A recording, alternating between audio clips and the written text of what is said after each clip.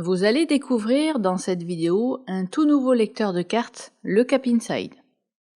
Celui-ci va vous permettre d'enregistrer une empreinte de carte vitale au domicile de votre patient et de sécuriser au domicile les factures de vos patients. Avant toute chose, votre lecteur doit être installé sur votre poste de travail. Maintenant, voyons en détail comment faire une empreinte de carte au domicile des patients. Je vérifie que ma carte CPS est bien insérée dans le lecteur, comme ceci.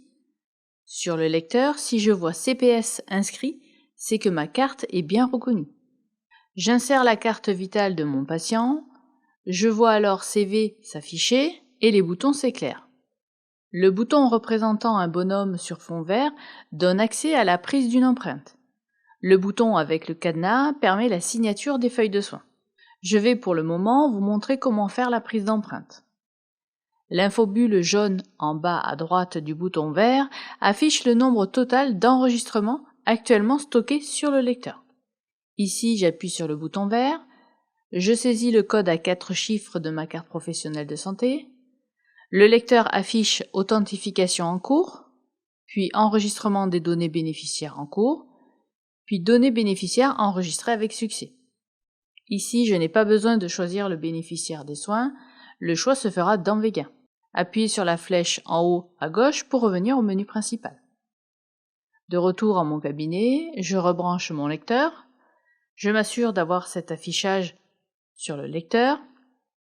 Dans le logiciel Vega, je clique sur le monde périphérique, lecteur ambulatoire et sur récupérer les données.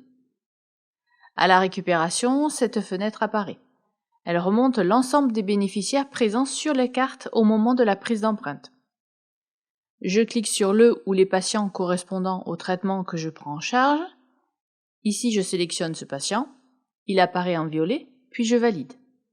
J'ai un tableau récapitulatif qui me confirme la récupération des informations vitales du bénéficiaire à la date du jour et que le traitement a été créé. À partir du moment où vous sélectionnez un des bénéficiaires d'une carte, Vega crée la fiche de traitement pour ce bénéficiaire et supprime du lecteur les autres bénéficiaires de la carte vitale. En revanche, si vous ne choisissez aucun patient, le lecteur garde en mémoire tous les bénéficiaires jusqu'au prochain déchargement. Dans le monde patient et sur l'onglet traitement, je retrouve le traitement de mon patient et il ne me reste plus qu'à le compléter comme d'habitude.